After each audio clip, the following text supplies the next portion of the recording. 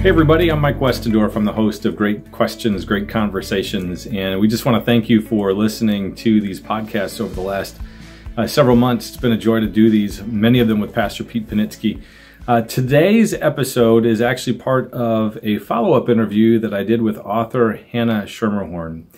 She was the keynote speaker for our Awaken Alive event that was this past June, and we've been kind of tackling the topic of disappointment. And as we wanted to put out a little bit more instruction and small group materials for some of our Awaken Alive participants, I thought that the interview was striking and very helpful. And so we wanted to include this in this week's Great Questions, Great Conversations. And basically the question is going to be, how do we manage disappointment within community? And then secondly, how can disappointment fuel our Christian witness? And it's just neat to be able to hear some of this story from a young woman who has been really blessed by God on a pretty challenging journey in the early part of her adult life, and a lot of the lessons that she took. So I hope that this conversation will be helpful to you if you have been in a place where you've been struggling with disappointment. Here is our conversation.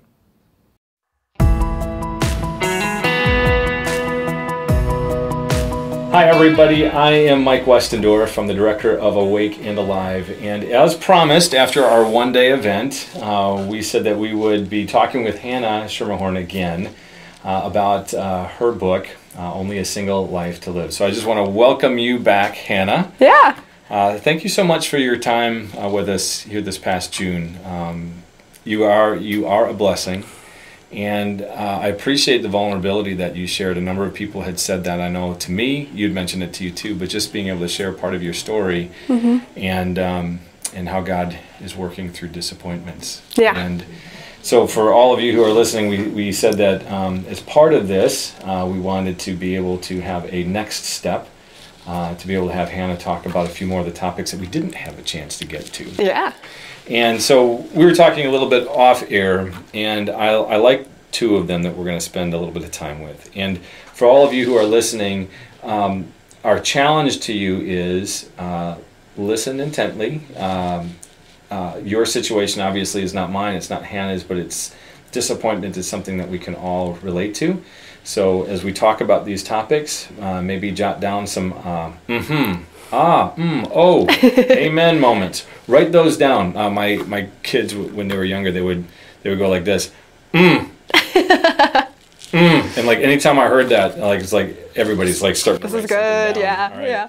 So if you hear those moments, somebody in your group just go out loud and just clue everybody in like you should write that down, and then. We'll have a couple of conversation and starters questions for you after you watch the video to maybe just guide some additional conversation as you take in this and make it your own. So, Hannah, let's talk a little bit more, just maybe just talk a little bit about disappointment. How do you define disappointment so that as we talk about wrestling with this, that we're all on the same page? How do you define Yeah, I think disappointment is when you have expectations for something and, they're right here, and then you have reality and it looks very different or it's very far down from what that is. And then what you have in between is this disappointment of, things aren't what I expected and I wanted them to be here, but they're down here. So I'm feeling all these bad things because it's not what I wanted it to be. Yeah. Another author, Brene Brown, talks about the idea that disappointment comes from unmet expectations. And then she put down the thing that was the aha, and I've now shared this for the last 10 years, but most of our expectations begin as like these sneaky, stealthy assumptions. Yeah.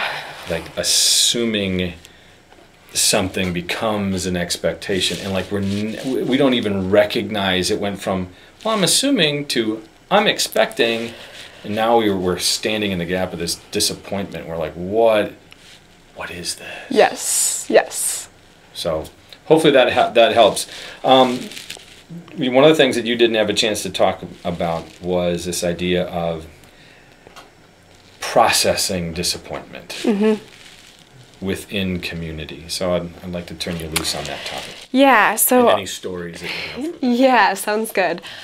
So for me, I think that I went through, all these hard things of breaking off an engagement and having health issues and family stuff and all that kind of thing that was going on. And for a long time, I just carried that with me. And when I'd meet people, I wouldn't know what to talk about, because I'd be like, these are all these terrible things that just happened to me, and I can't just bring them up in a conversation and be like, oh, this is how my day is going. Let me be honest with you. Do you really want to know how Yeah, I'm doing? yeah, exactly. So it's like... So did you just do the... I'm fine. I mean, you have a very nice smile. Yes, I did. I'm fine. But what I did in that period of my life was I tried to make conversations as much about the other person so that they wouldn't ask me any questions. Oh. So I would just find, here's what's going on in your life. Keep telling me more. Keep telling me more. And then if they'd start asking me questions, it's like, no, let's veer that back toward you. And I'm not going to say anything. So that was kind of my way of protecting from talking about all those hard things that were going on in my life, which was kind of interesting. Do you think that was healthy? No. It's a good strategy. I feel like it helps when you're dealing maybe with coworkers or something, where you're like, I don't want to share all this. Yeah. And it makes sense in certain scenarios, but I think when you have friends or family who genuinely care and you're just like, nope, I'm just going to bounce this off, then that's not the greatest thing. So what I found is I joined a small group Bible study eventually, and that was maybe about a year and a half after I went through everything, maybe a little bit more from that. A year and a half before? Or after everything happened. After everything. Yep. Mm-hmm. Okay. So for kind of that period in between, it was just like, I don't know what to do. But then I joined the small group Bible study, and one of the first weeks we just shared our stories of, how we became Christian, or if we're Christian our whole lives, things like that, and how we kind of got to the place that we were in our lives right at that moment, how we got to the Bible study, all of our beliefs, all of the things that influenced us. And it was funny because people kind of go around, and the first person goes and they tell details, and then the next person gets deeper and deeper and deeper and deeper, and then sometimes the first person's like, I need to go again and I need to share because I did not do justice as everyone else is doing to their story. So I got into that environment, and that was the first time that I honestly just shared with a whole bunch of strangers, no one I knew, and it's like, this is what I've been going through, these are all my struggles. And it was incredible to see what the feedback was for that, and people just caring about my story, not knowing anything else about me, and immediately, reaching out, saying that they care, that God's with me, and then becoming my friend and checking in on me of, okay, you're going through this and we know it's really hard, so how are you doing today? What can we do to help you? Things like that. So that was so huge in my healing, having that Christian community and that Christian support, so that I could see that I'm going through all these things, but these people can kind of point me to what God would say to me, what God is doing for me, all of those things. And instead of just this battle in my mind where it gets so scary and so dark, I have this outward thing where other people are like, no, this is okay, and let's work through this, you're not alone in it. And it was just amazing what my Christian community could do for me. So I think that's huge when it comes to disappointment. God says that we should carry each other's burdens, and there's no better way than to do that with disappointment. I'm kind of curious, in that year and a half, everything blows up, to finding this opportunity to be able to share your story and to be able to actually talk about what's going on inside. Yeah. What was that version of yourself longing for before you found that community? What did you get a sense that you were longing for that, or are you able to describe that? Yeah, I think that one of the big things was trying to find people who had gone through something similar to me or understood it. Because when I broke off an engagement, all my friends were getting married, so it was just a very opposite. Talk to you guys. Yeah, they're all very understanding, but it was like, no, you don't know the depths of what's going on, or, just some of the outside things of how lonely it is to not have that person, things like that. So I think for me, I just wanted understanding from people around me, and not understanding of, oh, you're single and you're sad, let's set you up, but oh, you're single, you just went through this, and here's the things you're feeling, here's similar things I felt. I know for me, just connecting on trauma, people have gone through different traumas, was really helpful to me, and none of our traumas were the same, but just saying oh, you've gone through this, and you've had to do work on yourself because of this, and this is the point you've reached and how you got there. Okay, now you can teach me. That was so helpful to me. So I think what I was really longing for was understanding, and just having someone in my court who's like, I've been through something something similar, or I'm at least willing to understand what you're going through and try to help you through it. If you could describe an understanding person, what are the characteristics of the person who was most helpful to you in that season? Yeah, I think one of my friends, who is one of my best friends today, her and her husband actually both were very just really great listeners. And as I said at the time, a lot of times I try to deflect so I wouldn't have to talk about myself and what I was going through. But they, I feel like, could tell that I would do that. So they would be insistent on, no, what's going on with you? What's happening there? So I think every time I'd meet with them, they would just really care about what's going on in your life. You know, what are you excited about? What can we cheer you on for? And what good things can we focus on in your life so that you're excited about those things? You're not just focusing on the negative. So there's a lot of that, and then also just sharing tips of like counseling and different Bible passages and things like that. But really, instead of just like projecting their own hardships or issues onto what I was experiencing, they were seeing, oh, this is what you're experiencing, and we're going to live through you with this and understand how it was for you in the past, even though we weren't there. And truly like getting to that point by asking questions. That was amazing. Absolutely amazing. I like that. Get to that point by asking questions. Yeah, and just lots of listening. I mean, that's why God says, you know, tells us we should be listening instead of speaking all the time. Yes. Yes, exactly. That's good. You know, I can't help but, you know, think, and we've talked about this before too, that this book, while you're writing it as a younger person, enduring the singleness of broken engagement, there are many people who have gone through the loss of a marriage, you know, whether it's through divorce or through death. There are some people who are living in a marriage right now that are very lonely, because these distances are there and you feel very single. And so the longing for intimacy. Somebody gave me the definition, into me see. Oh, intimacy. That's good. Into me see. Yes. That's what we're longing to. We're longing to be fully known. Yes. And yet we are longing to be in a relationship in which we fully know.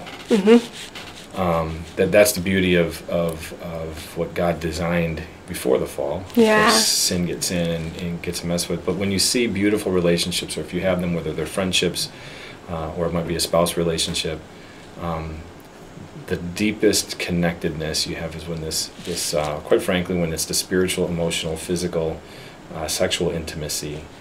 When those things happen, you get a glimpse of what it's like to be fully loved.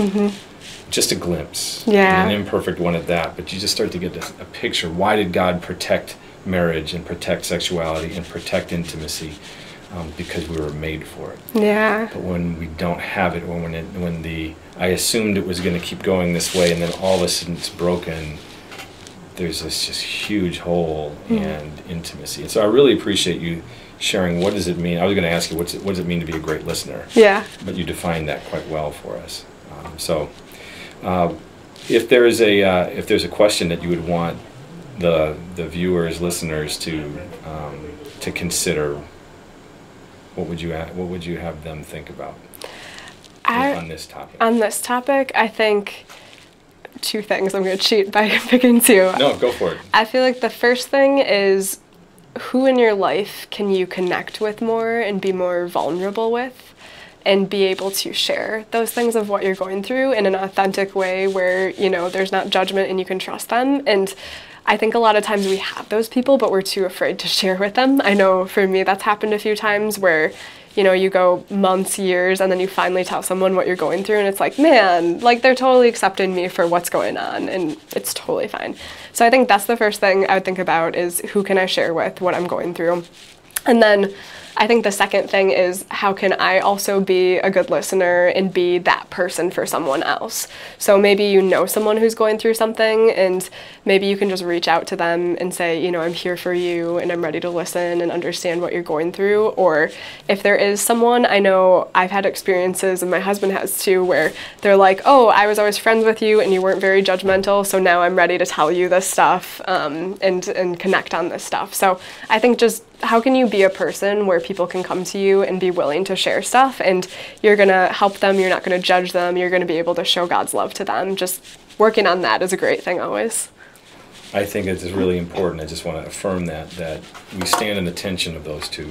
You know, who are the people that you can talk to, and yet how can you be that person for somebody else? I think you're in danger if you try to be only one. Yes. Then we start to move into the victim space. Yes. And that will not help your healing. That will not help you move forward.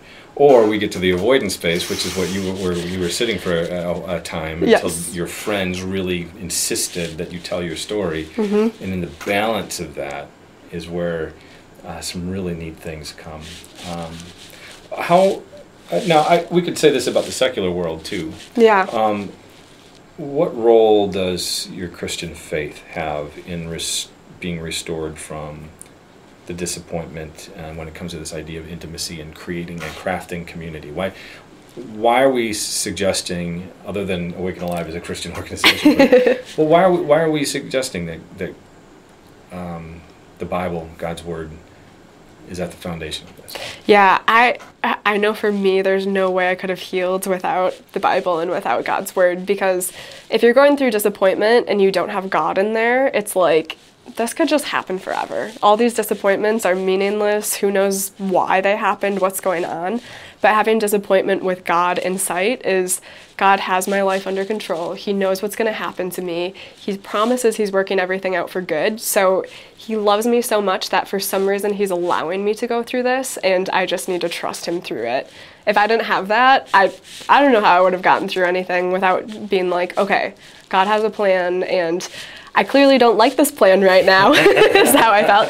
I mean, now on the other side of it, it's like, wow, that was fantastic. But in the moment, it's not that way. But being able to see that and then trust God in that is, I mean, that's the only way I could heal. I couldn't have done it without that. Yeah.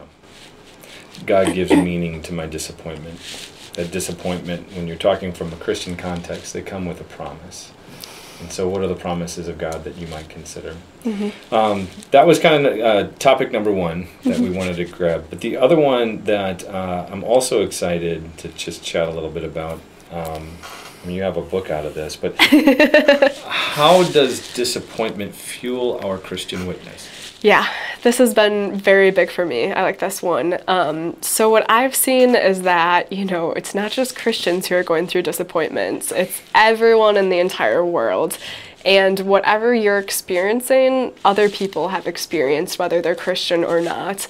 So an easy way to really connect with people is through those disappointments. And it's a harder thing to start talking about, but when you talk to people about your disappointments and they've gone through a similar thing, you're just instantly creating such a deep connection, because it's like, I get it. I've been through this too. And, you know, not everyone understands that, but it creates such a bond.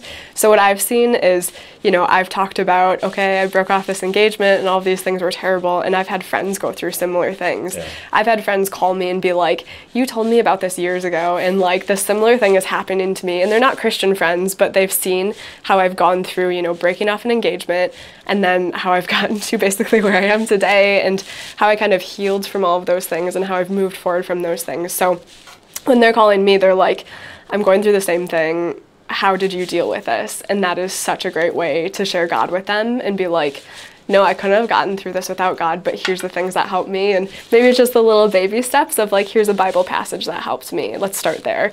You know, and it doesn't have to be come to church with me and do all these things with me immediately. But I've seen that, you know, that's been really impactful. And it's not something that happens overnight or anything like that. But just being able to share, you know, I've been through this similar disappointment, and this is what helped me. Here's a couple of things that helped me. And they're all because of God. And, you know, just seeing people kind of start to think about that, especially where they're in that dark place, can be really cool to see. How long did it take you to connect those dots? I think it was probably a few years.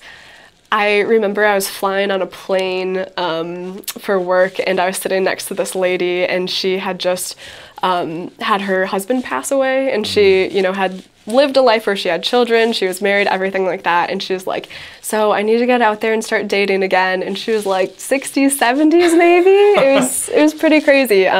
She had told me like her husband had worked on the space shuttle to the moon, things like that, like crazy life. But to see that she was going through the same thing as me at that time, where it's like, oh, I should get out there and date, and I'm like, but I don't need to, like, God's got this, it's fine. And then she's telling me the exact same thing. It's like, whoa, a stranger on a plane sitting next to me, like, going through a similar thing. We can talk about this, we can bond about this, and it was incredible just to have a conversation about it with someone who, you know, is a stranger. So it's like, I won't see them after this flight, but like, let's talk about it, let's dive in. This is great practice. So that was an eye-opening experience to me, and just traveling and meeting people from other countries, and it's like, you're going through the same thing as me, like someone who's on the other side of the world. So that was, that's been cool, where God just put the right people in my life to start making those connections of, maybe my story isn't just for me, maybe it can help other people too. I like that. Yeah. Maybe my story isn't just for me. Yeah. And yeah. When do you think that we start realizing that? How old do we have to be? How much life do we have to be before we start realizing maybe my story doesn't have to be all about me? I think it depends how mature you are. I feel like other people were probably way before me. Took me a long time. And my hunch is that it does, again, in a fallen world, it does require some seasons of disappointment. Because I do think that there's just so many disappointments. I can remember being cut from the high school basketball team. Yep. You put all of your competitive energy into making this team, so you have to perform like you expect to be there. Yes. But then you're not there. Yes. You have to close the gap. Yep. Between your expectation and the assumption that drove you to make the effort, but now there's this gap. And it's oftentimes, for at least in my experience, been an identity gap. Like, oh yeah. I thought I was this, but now I'm not this. So how do I make sense of this? And so for all of us to have to go through some of these seasons. Yeah, they definitely help, but they hurt. Yeah, that old growing pains thing, you know. I was like, oh, my joints hurt. Well, why does my soul hurt? Yes. Because you're being stretched. Yes, you saying that just brought back me getting cut from my high school soccer team. And it's like, man, that was like one of the biggest disappointments at the time. Yeah. Yeah. Maybe a couple of questions that you want our viewers, listeners to wrestle with over this question of, how does disappointment fuel our witness? What would you ask us to consider? Yeah, I think one of the things, again, is there anyone in your life who's going through something similar and you can reach out to them? I know for me, now that I wrote a book about being single and breaking off an engagement, I have people talking to me about, oh, I have a friend who just went through that, and being available for those people of, oh, they can totally reach out to me, I'm willing to talk to them, things like that is super helpful. So being a little proactive about it is kind of nice to be able to do that. But I think in order to be able to do it, you have to have the right foundation of, you know, are you at peace with what God is doing? Are you reaching that place? And if you're not, what are you struggling with, and how can you work through that? Because for me, I literally wrote out Post-it notes of everything I was struggling with to make my book, and have to work through every single point that I was struggling with. And then once I got there, it's like, man, God's so good in all this, and I could have seen this, but I had to literally open the Bible, get into it, dig into it in order to convince myself and understand that, no, God is who he says he is. So I think first you got to kind of internally understand, you know, God is there, God understands all these things, and then you can help other people with that. That is a really big one. I can think of any number of times when I have tried, or other people have tried, to be a help to somebody else when they are not yet at peace with God. Yes. And that's, I think, we're going back to that other one where we tend to then we start talking about us. Like if I've been running my mouth, it's probably because I want to help you, right, but I'm not really at peace with where God is. There's work that he's still doing. And not to say that this isn't part of the process, but if you're going to purposefully try to seek that out, seek it from a place of healing, not in an effort to be healed. Yes, that's a good point, because you know when you have conversations with people and they always go back to the same issue. Yeah. Every single conversation, you're like, this had nothing to do with, like, how does this have anything to do with this thing? And it's like, yep, you gotta heal that, or not just, you know, harp on it, because that's not gonna fix it. Well, and I appreciate the way that you said it. Are you at peace with God? about it, and being in a stronger foundation to be that kind of person for somebody, or seeking to be that kind of person. Yes, and I think it's okay to struggle. Like, you're not gonna 100% be good every day. Don't wait till you figure it all out before you try that. Yeah, but I think at least having some of the steps of like, okay, I can see, that God's in this, or God, I can trust him. Just, starting to take the steps and go from that place versus I have no idea type of place is way better. Yeah. One thing I would ask you guys to maybe think about too is I've grown quite a bit by this definition of what relationship is. A relationship comes from shared experiences. That's what makes it possible for you to have empathy, because you've experienced something, and it's not the same as what I've experienced, but they can be similar experiences, or they have nuances that it's like, I can't know where you're at, but I get where you're at. Yes. Yep, that's a good point. And as you talk, you can ask questions that just indicate that, no, I really, there is a level of understanding. So so think about the, if you're in a place where things are struggling, what are the shared experiences that you're having? Are they infrequent? Are they distant? Or are they quality, frequent? And if so, if something needs to change, understand it.